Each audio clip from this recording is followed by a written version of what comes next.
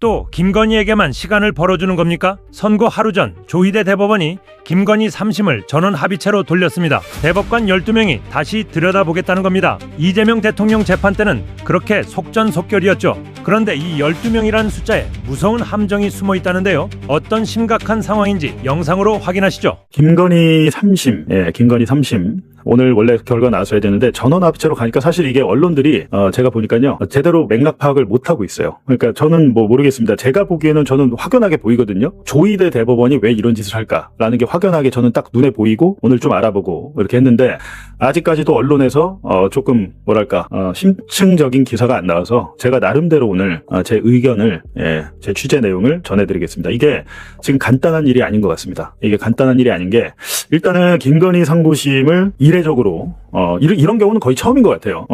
한번 연기를 했다가 아예 전원합의체라는 게 뭡니까? 대법관 13인, 대법관 13인 지금 한 명 없거든요. 그래갖고 조희대 전원합의체라는 건 얘들이 다 같이 모여가지고 대법관들이 심리를 하겠다는 거거든요. 그 전에는 소부는 그냥 소부에서 하는 거예요. 소부는 4명이에요. 4명. 근데 주로 누가 하냐면 이 소부에서 주심 대법관, 주심으로 된 분이 있잖아요. 이 주심의 사건이에요. 박영재라는 대법관이었던 것 같은데. 근데 여기서 사실은 오늘 선고하기로 일주일만 미뤘다는 거는 오늘 하려고 했던 거예요. 하려고 했다가 지금 뭔가 자기들끼리 말을 하다가 의견을 나누다가 문제가 생겨가지고 의견 통일이 안 된 거죠. 그렇다 보니까 전원합의체로 이제 간 건데 지금은 한 명 없어갖고 12명이라고 하더라고요. 근데 선고를 이제 2차례 연결했고 지금 이제 전원합의체 거쳐가지고 할 거니까 이제 그럼에도 불구하고 제가 볼 때는 다음 달 안에는 나오겠죠.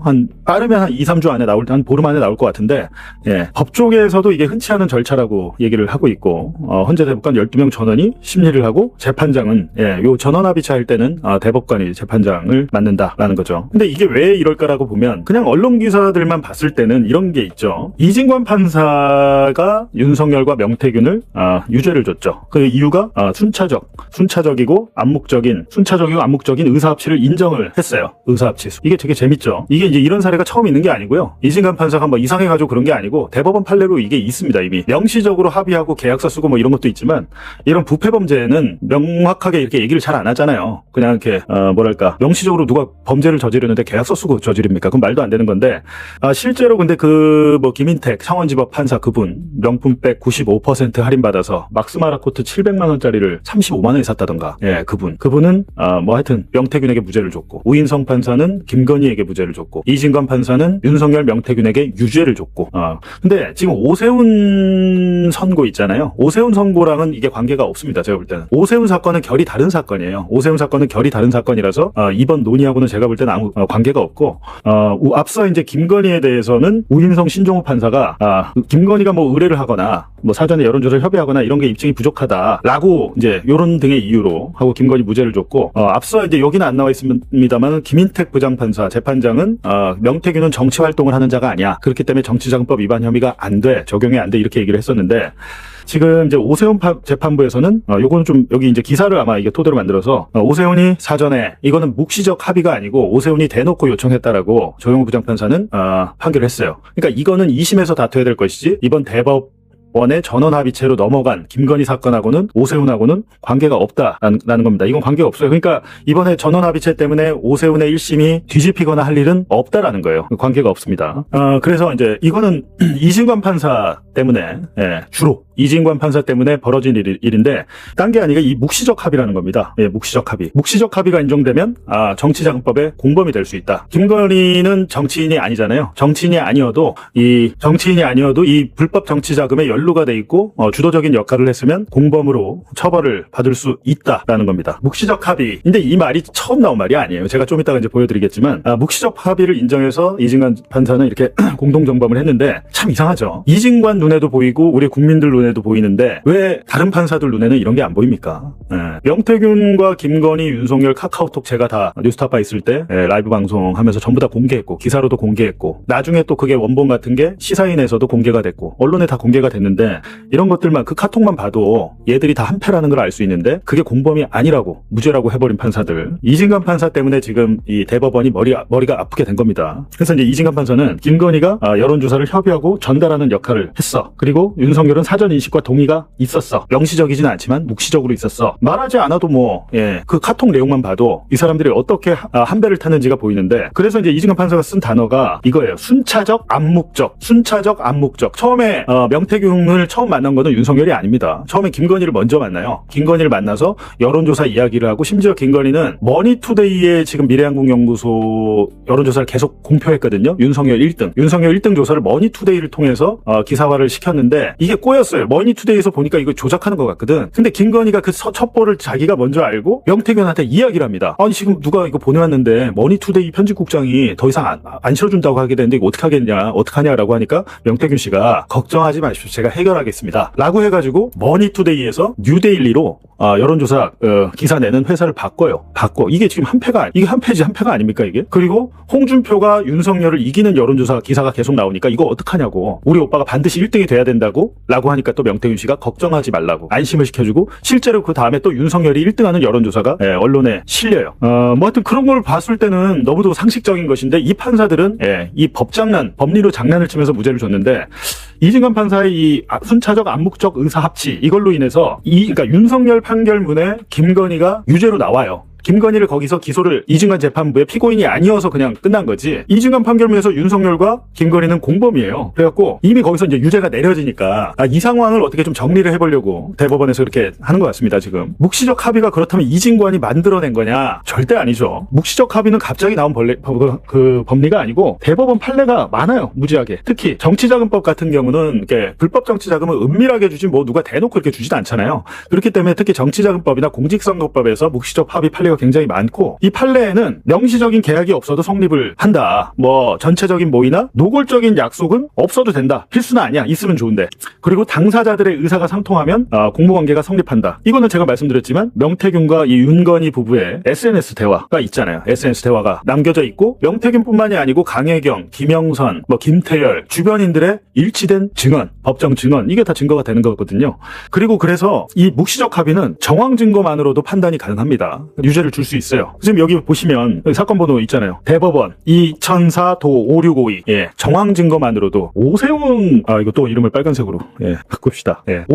오세훈에 대해서 이주장을 하는 사람들이 있어요. 정황 증거다. 오세훈이 이주장을 해요. 직접 증거가 아니야. 나는 다 정황 증거, 간접 증거만으로도 판단을 했어. 근데 판결문 보면 정황 증거가 아닙니다. 오세훈은 오히려 직접 증거가 많아요. 자기가 명시적으로 뭐 의뢰했다는 이 녹음 파일 이게 없다는 얘기 같은데 그거는 상관이 없다는 겁니다. 이 묵시적 합의를 할 때는 오히려 이번에 조형우 부장판사는 오세훈이 여론조사를 의뢰했다고 했지 오세훈은 묵시적 합의가 아니에요. 묵시적 합의가 아니고 직접 의뢰했다. 이렇게 얘기를 하거든요. 그러니까 오세훈은 상관이 없다. 오세훈 뭐 뒤집히는 거 아니야? 걱정하시는 분이 계셔서 제가 계속 드린 말씀입니다.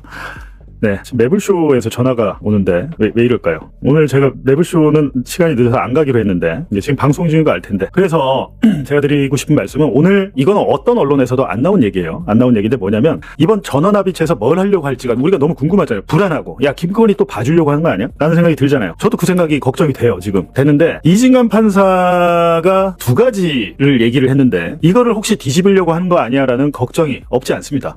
근데 그 걱정이 더 크진 않아요. 더 크진 않은데 이제 대법원 같은 경우에는 판례를 정확하게 해놔야 판결이 계속 지금 엇갈리잖아요. 판결이 판사마다. 그러면 우리가 봤을 때 야 저 판사 만나면 유죄, 이 판사 만나면 무죄 되면 법적 안정성이 흔들리잖아요. 법치주의 국가에서 그러면 안 되니까 대법원에서는 이번에 판례를 정확하게 구체화시키려고 하는 것 같은데 그렇다면 뭐에 대한 판례를 구체화시킬까라는 걸 생각해보면 묵시적 청탁 혹은 암묵적 합의 이거에 대해서 여태까지 판례를 좀 더 확장하고 디테일하게 하려고 하는구나 라는 생각이 들고 두 번째 이건 제가 오늘 뉴스공장에서 말씀드렸는데 정치활동을 하는 자 정치자금법에 정치활동을 하는 자에 대한 게 디테일하게 있긴 있는데 법에는 한계가 있잖아요. 그래갖고 여태까지 판결문이 판례들이 쭉쭉쭉쭉 쌓여가지고 예를 들면 이런 거죠. 김건희가 정치활동을 하는 자로 볼 수 있느냐 없느냐 라는 겁니다.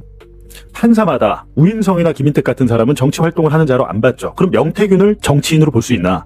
정치자금법에서 처벌할 수 있는 정치인으로 볼 수 있나? 이거예요. 이거에 대해서 재판부마다 판결이 엇갈리니까 좀 봐야겠다는 겁니다. 이거에 대해서. 이거는 지금 뭐 아시겠지만 아마 다른 언론사에서 아직 이렇게까지 디테일하게 나온 데는 없는데 그래서 제가 오늘 제목에 심층이라고 이렇게 붙여놨습니다. 조희대 대법원이 이것도 장난치려는 거 아니야? 라는 걱정이 되잖아요. 그 걱정이 돼서 여기에 대해서 좀 우리가 잘 알아볼 필요가 있다. 근데 사실은 법원도 그렇고, 법원도 그렇고, 검찰도 그렇고, 여론의 눈치를 안 볼 수가 없습니다. 여론의 눈치를 안 볼 수가 없기 때문에 우리 국민들이 잘 알아야 됩니다. 우리가 모르면 개돼지 취급을 하면서 지들 마음대로 하려고 하거든요. 국민이 정확히 알고, 이재명 대통령도 정치는 정치인이 하는 것 같지만 결국은 국민이 한다라고 여러 차례 말씀을 하시잖아요. 그러니까 국민 보안수사권 문제도 그렇지 않나요? 보안수사권 문제도 뭐 민주당 당원들도 있지만 당원들을 넘어서 우리 일반 국민들도 그간 검찰의 문제를 너무 많이 봐왔기 때문에 이건 안 된다라고 강하게 요구를 한 것이고, 일부 이걸 뒤집으려는 시도도 있고 했지만 안 통했죠. 안 통하고 아마 오늘 오후 2시에 민주당 정책의총 하면서 보안수사권 폐지를 공식 당론으로 정할 것 같습니다. 그래서 이제 묵시적 청탁 암묵적 합의, 그리고 두 번째 정치 활동을 하는 자, 이 범위에 대해서 지금 대법원에서 결정을 하려고 하는 것 같아요. 근데 하기 나름이겠죠. 이거를 되게 더 좁혀버리면 김건희는 무죄가 되는 거고, 이거를 넓히면 김건희는 유죄가 될 것 같다. 근데 저는 김건희 유죄되는 방향으로 할 것 같습니다. 할 것 같아서 구체적인 내용을 보면, 우리 이제 법원이 인정하는 묵시적 합의라는 게 명시적인 계약서나 서면이 없어도, 그리고 직접적인 금전 요구나 지시가 없어도, 그리고 당사자 간의 이심 전심 의사 연락, 이건 있어. 명시적인 건 없지만 뭐 이심 전심으로 볼 만한 아주 자주 연락 뭐 이런 게 있어. 그러면 판사가 객관적 정황과 경험칙으로 증명이 된다고 하면 범행에 대한 암묵적 의사결합이 있다. 이게 바로 묵시적 합의예요. 묵시적 합의. 굉장히 까다롭잖아요. 지금 보면 한 5가지의 조건이 있는데 요게 묵시적 합의인데 이진관 판사가 요거를 이제 적용을 한 거죠, 이번에. 그리고 실제로 대법원이 인정한 묵시적 합의의 사례가 뭐냐? 근데 우리가 다 알고 있는 사건들이잖아요. 박근혜, 이재용, 삼성에서 최순실 딸 정유라에게 말 사줬잖아요. 말도 사주고 여러 가지 지원을 해줬잖아요. 이게 이제 묵시적 청탁으로 봤습니다. 이거 누가 기소했죠? 누가 기소했죠? 이거 윤이 기소했잖아요. 이거 윤석열 한동훈이 한 거예요. 당시에 특검 윤석열 한동훈이 있었잖아요. 이 묵시적 청탁이란 거를 만들어내가지고 법원에서 대법원까지 해서 인정받은 게 윤석열 한동훈이에요.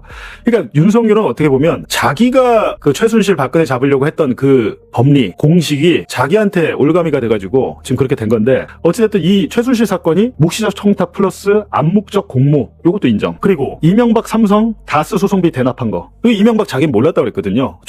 내 부하가 알아서 한 거라고 나 몰랐다고 그랬는데, 아니죠. 너가 어떻게 몰라, 이거를. 너가 묵시적으로 그거를 동의를 해준 거지 라고 해가지고 이명박도 유죄가 나왔습니다. 그러니까 측근 통한 불법 정치자금 수수, 이거 대부분 정치인들이 이 수법 쓰잖아요. 저는 몰랐어요. 제가 저한테 얘기 안 했어요 라고 하는데 이게 안 됩니다, 잘. 정치자금법에서는.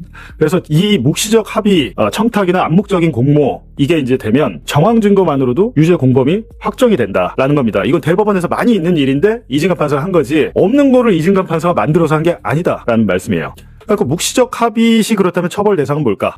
처벌 대상은 뭘까? 라는 걸 보면은 범행을 직접 실행한 실무자 처벌되고, 불법 자금을 모은 측근 및 참모, 그리고 만약에 이제 내 가족을 통해서 받았어. 가족, 그렇다면 그 자금 수수를 대행한 가족, 그리고 사실을 알면서 묵인하고 혜택 본자까지 굉장히 폭넓게 범위가 넓어지고 있잖아요. 범위가 넓어지고 있어서 제가 드린 말씀이 뭐냐면, 정치인이 아니어도 이 묵시적 합의와 관계된 사람들은 정당인도 아니고 정치인도 아니고 출마자가 아니고 심지어 가족이어도 공범으로 처벌을 받는다. 그래서 윤석열, 이진관 판사가 했을 때 윤석열 너뿐만이 아니고 김건희도 공범이야 라고 딱 적시를 해버린 거예요. 근데 만약에 이 상황에서 김건희가 대법원에서 무죄를 해버리면 어떻게 되겠습니까?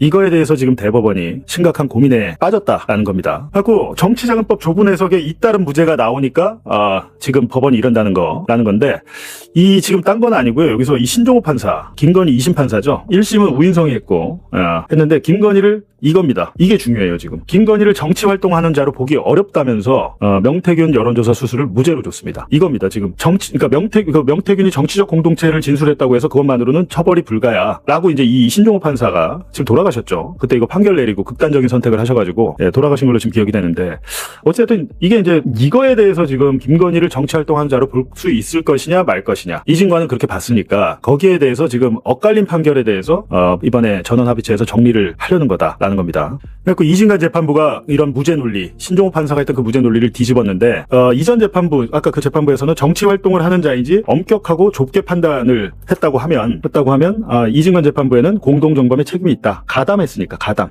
가담이 아니고 김건희는 주도했죠, 주도. 가담한 건 윤석열이죠, 어떻게 보면. 주도를 했는데, 윤석열과 암묵적 합의가 있었고, 여론조사 수수, 그리고 그 일정을 조율했고, 지배적 역할을 수행했다. 이게 김건희예요, 지배적 역할. 그리고 공동정범이 된다는 거 계속해서 이제 말씀을 드리고요. 그렇다면 우리 법 정치자금법에서 정치활동을 하는 자, 그리고 이번에 이 김건희 3심 전원합의체가 되게 중요한 게 뭐냐면 앞으로 이 판례가 딱 나오면 정치자금법 관련해서 사건이 굉장히 심플해질 것 같습니다. 여태까지 좀 중구난방이었던 것 같아요. 그리고 우리 법에서는 정당, 선거, 뭐 출마자나 당선인, 후보자 또는 후보자가 되려는 사람, 예비 후보자까지 전부 다 정치활동을 하는 자로 보고 있는데 후원회, 정당 관계자 및 그 밖에 정치활동을 하는 자, 여기서 이제 이게 문제예요. 그 밖에가 범위가 어디까지지? 그래서 이거에 대해서 그 밖의 범위를 확정하는데 예를 들면 대통령의 영부인, 부인, 대통령의 부인이 정치인으로 볼 수 있을 것이냐. 만약에 불법 정치자금 수수에 연결이 돼 있다면 그냥 우리 상식에서는 당연히 정치자금법상 정치활동을 하는 자로 봐야 되는데 이거에 대해서 지금 확립된 게 없기 때문에 사실은 김건희 같은 사람이 처음 나왔잖아요 지금. 그렇기 때문에 지금 대법원에서 보려는 거다. 김건희 같은 사람은 없었죠. 지금 대통령 부인 중에 매관매직하고 그렇게 뭐 넙죽 받아먹고 이런 영부인은 없었잖아요. 근데 뭐 녹음 파일까지 다 나온 마당에 김건희 때문에 지금 우리 판례가 바뀌게 생겼다라는 겁니다.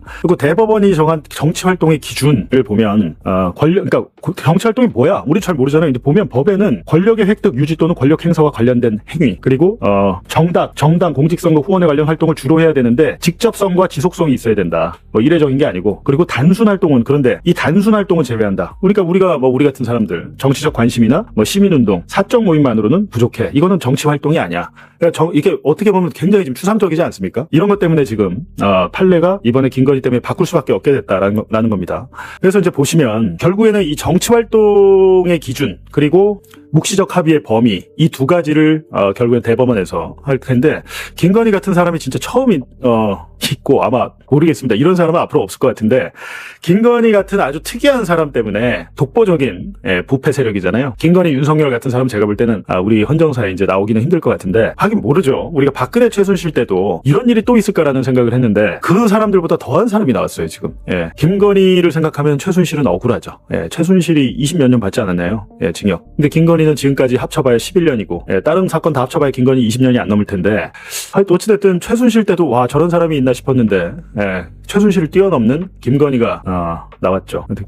정말 어떻게 그렇게 겁이 없는지 모르겠습니다. 걸리지 않을 거라고 생각했는지, 내가 저지른 범죄는 누구도 처벌할 수 없다라고 생각을 했겠죠. 왜냐하면 그거는 자기가 도이치모터스 주가 조작 2009년 10년 때부터 그렇게 범죄를 저질러 왔는데 단 한 번도 처벌을 받은 적이 없으니까 이 사람들은 아무리 범죄를 저질러도 우리 남편은 검사고 검찰총장까지 올라간 사람이고 우리의 네트워크를 하면 우린 처벌받지 않는다. 더구나 대통령이 됐으니까 당연히 무슨 짓이든 했던 것 같아요. 무슨 짓이든지 했는데 거기에 대해서 어떻게 되게 천운이죠. 윤석열이 뭐 김건희와 계엄을 협의했는지 아닌지 모르겠지만 어찌됐든 윤석열이 비상계엄을 하면서 어떻게 우리의 상상을 벗어난 일을 하면서 사건이 이렇게 되는 게 굉장히 운명적으로 국가적으로는 다행이죠. 굉장히 다행입니다. 김건희 워낙 죄가 많은 여성이니까 어떤 사건으로 지금 대법 최종 선고를 앞두고 있는지 김건희 그 1, 2심 잠깐 좀 소개 좀 해줄 수 있을까요? 네, 김건희 1심 선고 당시 판사는 우인성 판사였고요. 혐의는 도이치모터스 주가 조작. 요거 이제 자본시장법 위반인데 무죄가 선고가 무죄 됐고요. 때렸잖아. 와. 명태균 여론조사 요거 정치자금법 위반이죠. 무죄 때렸잖아. 요 무죄를 선고했고 통일교 관련해서 알선수재 요 혐의에 대해서는 징역 1년 8개월, 추징금 1,281만 5천 원. 저 때도 저 5월의 샤넬백은 빼줬어. 맞아. 맞습니다. 열 많이 받았잖아요. 그리고 2심 볼까요? 자, 2심에서는요, 도이치모터스 주가 조작과 관련해서는 유죄가 선고가 됐고, 명태균 여론조사 정치자금 위반은 무죄. 역시 무죄였습니다. 또 무죄. 그리고 알선수재 통일교 관련해서는 요건 이제. 유죄였습니다. 이게 징역 4년, 벌금 5천만 원, 그라프 목걸이 몰수 2,094만 원이 추징이 됐습니다. 그렇습니다. 바로 이 재판의 상고심이 원래 16일로 예정이 되어 있었어요. 원래 16일. 네. 그런데 윤석열하고 명태균이가 갑자기 이 여론조사 관련해서 재판을 받았는데 거기에서 유죄가 나와버린 거야. 유죄. 그래서 특검이 대법관님 보세요. 유죄 나왔잖아요. 조금 여유를 갖고 천천히 다시 좀 판단해달라고 요청을 했어. 그래서 이게 연기가 됐어. 연기가 됐고 그 상고심이 바로 오늘 선고하기로 되어 있었단 말이에요. 그러니까 오늘. 그런데 오늘 하루 앞둔 어제 갑자기 이것도 또 전원합의체가 판단해야겠다고 이 연기를 했어요. 다 같이 보겠다. 보겠다. 다 같이 보겠다. 그리고 조이대가 대장 노릇 한번 하겠다. 이거 해설해 주세요. 이거는 진짜 해설. 어떻게 봐야 되는 이거 건지. 어떻게 봐야 돼요, 이거? 저는 이제 한 세 가지 이 정도가 있는 것 같아요. 첫 번째는 불안감이 있죠. 네. 이게 그 소위 명태균 여론조사 건이 1심, 2심 무죄였는데 유죄 취지로 파기환송을 하려고 전원합의체로 가져간 것인지 그렇게 해야 돼. 아니면은 도이치모터스하고 통일교 알선수재 혐의를 파기환송하려고 전원합의체로 가져간 건지 아직 속단할 수가 없어요. 아, 그럼 아무도 몰라. 네, 어느 쪽을 다 파기환송, 뭐 어쨌든 뭐 파기환송에 쟁점이 있다라는 거잖아요. 어쨌든 그러면 대법관들 사이에 이견이 있다는 거예요? 이견이 있다는 거죠. 이견이 일단 있다는 거. 소부에서 합의가 안 된 거예요. 이견. 형식상 소부에서 합의가 안 됐기 때문에 전원합의체로 가져가는 거거든요. 근데 뭘 파기환송을 하려고 하는 건지 알 수가 없는 거죠. 아. 네. 그러니까 저는 그 불안감이 여전히 남아있다라는 게 첫 번째고, 두 번째는 야 역시 선택적 속도 오지다. 선택적 속도. 이재명 재판 때 이재명 당시 후보 네, 재판 때 파기환송. 얼마나 후라락 후두둑 딱딱 그렇습니다. 후루룩 뚝딱 했습니까? 근데 이거는 계속해서 연기를 하고 있단 말이죠. 이 선택적 속도는 누구를 위한 것일까? 그게 첫 번째 의심이랑 연동이 돼버리는 거예요. 예. 그다음에 마지막으로 저는 이제 김건희와 윤석열의 관계를 판사님들마다 서로 달리 보고 있는 겁니다. 예, 그 유죄 판결 명태균 그 이진관 판사는 순차적으로 공모했다. 네. 김건희가 앞장서서 김건희가 윤석열과 명태균을 사실상 연결해 준 거고 그 중간에서 이런저런 일들을 해왔다라고 네. 얘기를 했잖아요. 근데 무죄를 냈던 명태균 그 김건희에서 무죄를 냈던 판사 1심, 2심 판사들은 김건희는 그냥 그렇게 할 수 있는 동네 위치가 아니다. 아녀자다 이렇게 생각을 한 거예요. 맞아요. 그 완전히 김건희라는 사람의 캐릭터와 역할에 대해서 그냥 선입관을 가지고 있는 판사들의 선입관에 따라서 판결 결과가 달라지고 있다. 아. 이 부분은 정말 문제다라는 생각이 듭니다. 여전히 저는 불안한 마음으로 지켜보고 있습니다. 불안해요. 아. 네. 그럴 가능성은 없어요. 예를 들어 윤석열은 유죄가 똑같은 걸로 유죄가 나왔잖아요. 그래서 그게 1심이니까 2심까지 좀 보기 위해서 시간 끌기용으로 가져갔나라는 생각을 해봤는데 그럴 가능성은 없어요. 그럴 것 같지 그렇진 않은데. 않아요. 예. 대법원이 2심의 눈치를 절대 보진 않죠. 그건 자존심의 문제지. 대법원이 정리를 하는 건데 16일 날 원래 선고를 하기로 했잖아요. 그렇습니다. 16일 날 선고를 했으면 거의 99% 100% 확률로 상고 기각이에요. 왜냐하면 4명의 대법관이 의견이 일치했다는 건데 4명이 일치했다는 거는 1, 2심 판결을 그냥 인정하겠다는 거거든요. 그렇죠. 예. 근데 아. 24일로 연기를 했을 때는 이 빠른 시간 안에 뭔가 자기들끼리 논의가 필요했던 건데 이 논의에서 분명히 4명 중에 1명은 다른 의견을 낸 거예요. 이게 확실한 거거든요. 이게 그래서 전원합의체로 가게 된 겁니다. 전원합의체에서는 이게 1심이 서로 결과가 다르잖아요. 하나는 정치자금법 위반이 아니다라고 했고 이진관 판사 재판에서는 정치자금법 위반을 너무 명백하게 인정하면서 심지어 윤석열과의 그 공모 관계를 인정을 해버렸습니다. 이걸 정리를 해야 되는 상황이 생긴 거니까 네. 이거를 전원합의체로 넘기면서 이제 법관들이 이 판결을 정리를 해야 되죠. 이런 사례들은 종종 있었어요. 그 뭐 주민등록법 사건이라든지 예전에 투기 목적으로 주민등록을 이전한다라는 거를 안 받아준 적이 있었거든요. 투기 목적으로 주민등록 이전하는 사람을 받아줘야 되냐 말아줘야 되냐가 판결이 1심에서 나뉜 적이 있었어요. 그거를 대법원이 전원합의체로 정리를 합니다. 이런 식으로 1심 판결이 동일 사안에 대해서 다른 결정을 할 때에는 전원합의체로 정리를 하게 돼 있죠. 아. 네. 그런데 사실 약간 걱정되는 부분은 하나 있어요. 지금 대법관이 한 명 빠져 있거든요. 대법관이 한 명 이제 노태학 대법관이 임기가 만료됐는데 후임 대법관 지명을 안 했잖아요. 네. 왜 안 해, 이 자식? 그래서 지금 14명 대법관 중에 정원이 13명인데 법원행정처장을 지명했잖아요. 법원행정처장은 재판에 관여하지 빼고 않거든요. 예. 12명. 예, 그렇게 되면 12명이면 6대6이 나올 짝수가 나올 수가 있어요. 이게 원래는 심리는 거의 홀수가 하게 돼 있거든요. 홀수가 하게 돼 있는데 6대6이 되면 우리는 막 영화 같은 데 보면 뭐 캐스팅보트 이런 게 있는데 우리나라 재판은 캐스팅보트 없고 6대6이면 상고 기각이에요, 무조건. 그러니까 저는 이렇게 되면 이게 의견이 막 나뉘면은 6대6으로 가면서 이 1심 재판을 인정을 해주게 되면 그러면 이진관 재판부의 판결은 2심에서 뒤집히는 거예요. 예, 이런 걱정이 되는 거죠. 그러니까 김건희 재판이 확정이 돼버리면 그 김건희 명태균의 정치자금법 위반 그 여론조사 이게 무죄로 확정되면 예. 이진관 판결이 2심에서 무너지는 거네. 뒤집혀요. 뒤집힐 수밖에 없어요. 와. 대법원 판결이 그 기속력을 가지니까. 예, 그래서 제가 걱정스럽다는 두 가지 가능성이 다 있다. 네. 그리고 그게 뒤집히면 오히려 그러니까 확정이 되면 김건희 무죄가 확정되면 이진관 판결이 2심에서 영향을 받게 돼 있어요. 야, 그게 만약에 무죄가 확정되면은 대법원을 뒤집어야지. 제가 왜 6대6을 걱정했냐면 사실은 여러 가지 이진관 재판부의 어떤 논리적 설시 그리고 사실은 그 이전에 나왔던 김건희 씨 재판에서 무죄가 나온 부분을 뒤집기 위해서 이진관 판사는 굉장히 꼼꼼하게 사실관계를 설시를 해가지고 국민들이 모두 납득하게끔 네. 상식적 수준에서 납득이 하게끔 인정을 했잖아요. 네. 인정을 했는데 하여간 어떤 이견이 있어가지고 지금 전원 합의체로 갔잖아요. 네. 이게 만약에 만약에 상고 기각을 하려면 사실 6대6 모양새가 괜찮거든요.